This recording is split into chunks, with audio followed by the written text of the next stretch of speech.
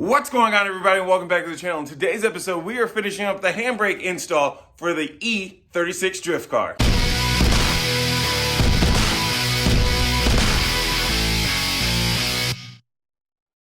I have the welder here all set up, ready to go. Drew welded on this last time he was here, so everything should be set up. I already called him to check to make sure. What we're gonna do first is we're gonna start off by putting these nuts here onto the back of this plate.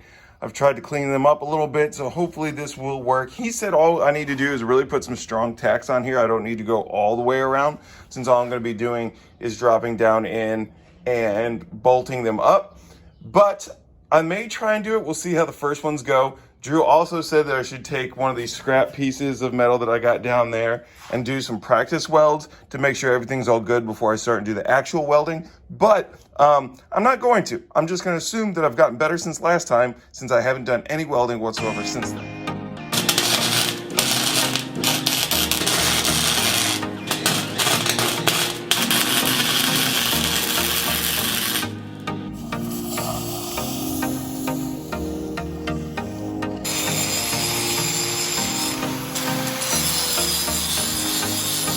So from previous experience, I think we all knew how this was going to turn out, and it wasn't going to be great. And it's not. Some are better than others, but as a whole, they're all pretty shitty. Now, could I break these all off and start over? Yeah, but this is a section of a back plate, and none of this is ever going to be seen. None of it is part of anything that is going to be detrimentally sound to the operation of the vehicle. It's just for a little silly handbrake. So I'm not too worried about this, and I'll continue to work on it and advance the best that I can. Now that we have the nuts welded in place, let's go ahead and start on that 90-degree angle.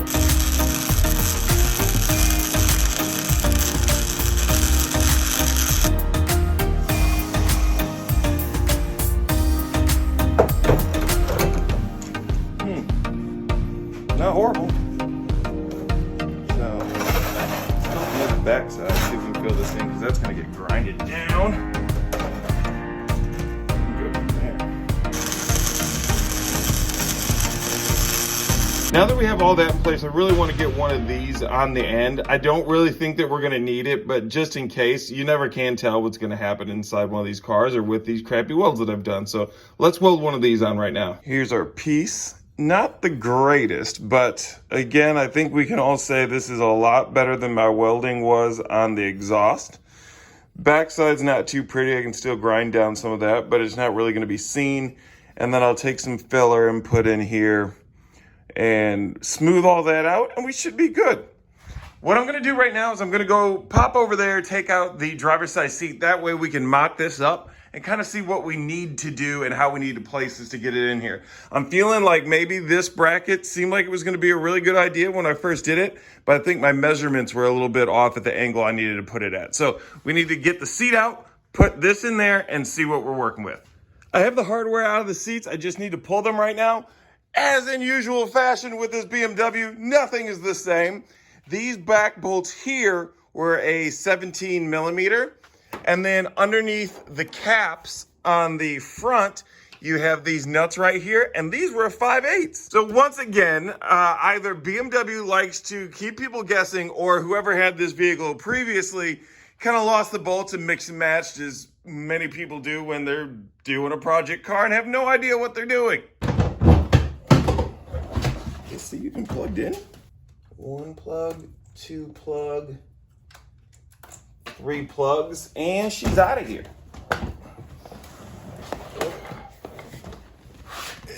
Okay, here's the space that we're working with.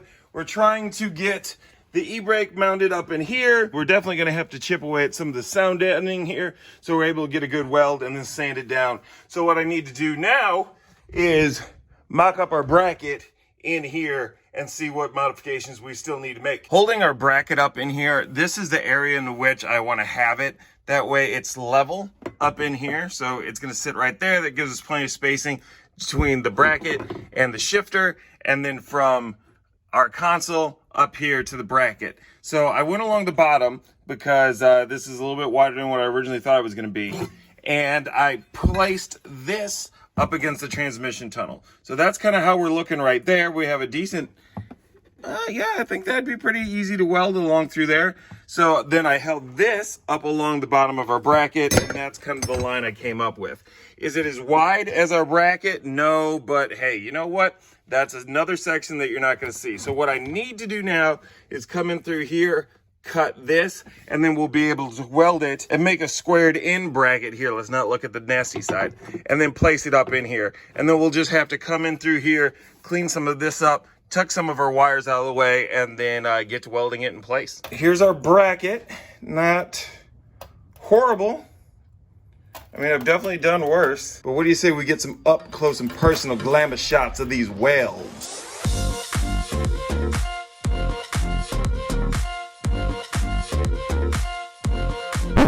Just joking. This is what they actually look like. Okay, so on the inside, it looks pretty shitty, but it works. On the outside, I cleaned it up a little bit so it looks slightly less shitty. But once I get it done, I'll be able to hopefully glamour it up a bit. But for only my second time welding, I don't hate it. What we need to do now is hop into the BMW. I'm going to start cleaning out the area in which we're actually going to mount it. So we're going to have to remove the paint in the area there along the transmission tunnel, make sure that we move back any of our wiring, and make sure we also clean out that pesky little sound deadening that I said before. So I'm going to go ahead and do that, and then we'll get this welded in place, and fingers crossed, everything will work out great. Nobody dies. And by nobody, I mean me, because I'm all alone. Where's my help? Obi, Drew, Gabby, where you at? Nowhere. I'm out here just being a professional race car driver by myself. I just got off the phone with Drew. He is saying that I need to take some of my steel that I have left and see if I can find any thinner pieces as well and practice the weld on that.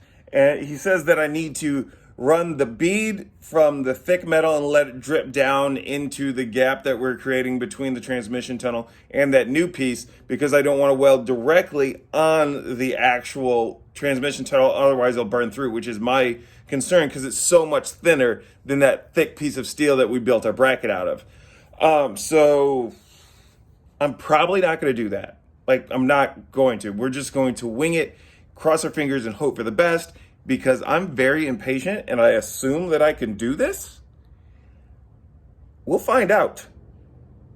What's the worst that could happen? Well, there she is. Again, not very pretty, but it's in there, and it's in there pretty sturdy.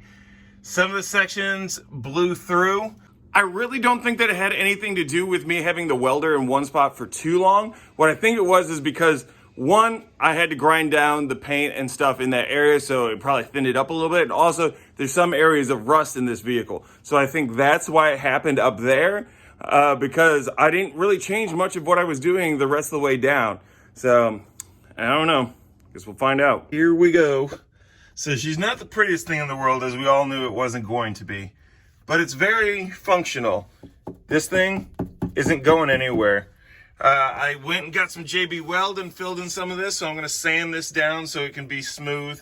I also went down to Ace Hardware and grabbed some of these little bolts here to put in there so we can put them in like a hex screw, and it'll look a little bit fancier. I mean, because as you can tell, we're going ultra fancy with this car. Well, there we go, all installed and ready to go. I will be swapping out these bolts though, because these ones actually do suck. I thought it looked nice and fancy, but this just strips out really, really easy. I may have actually gotten a little bit of slag down into the nut, so we'll have to check those and clean that out. But I'm not mad at it. We've got plenty of clearance here between our steering wheel and our drift stick, so we don't have any problems about worrying about the reach on over. Everything I think is going to be pretty good. This is pretty stable. We still do have to finish up the bracing along the bottom, and then I'll probably put a layer of padding right here. That way, in case anybody's knee or leg rests up against it, everything's going to be safe. But there it goes. Next thing we have to do then is swap this out to the standalone reservoir and run our brake line. But that is where we're going to end this video today. Thank you guys so much for tuning in. If you guys are new to the channel, make sure that you go ahead and hit the subscribe button down below. Make sure you hit the bell notification so you know every time we post a video, which is typically every Monday and Thursday. I do know we missed last Thursday, but don't worry. I was busy with RTR. We got a good video coming up this Thursday for it. This upcoming weekend, I'm heading out to Phoenix, Arizona with Gabby. We're gonna go have a little bit of fun out there, which may show up on a Thursday video, but we gotta try and make sure we have another Monday video for you guys. I don't know what it's gonna be, but if I do, it'll be good. So make sure you tune in next Monday. Thank you guys very much. Give this video a big thumbs up, and I will see you next time. Peace.